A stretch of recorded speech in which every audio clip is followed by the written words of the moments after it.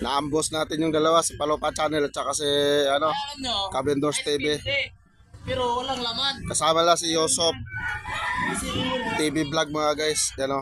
pwede ba yun? Ha? Pwede na yun. Machong macho pala to si Kabendors mga guys. Ngayon nyo lang makita mga guys. Sa galaya na.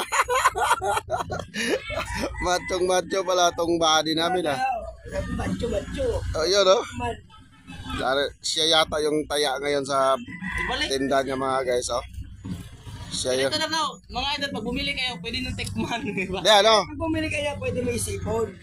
Hindi, may discount pre kasi balik yung plastic eh. Ang plastic lang naman mahal dyan.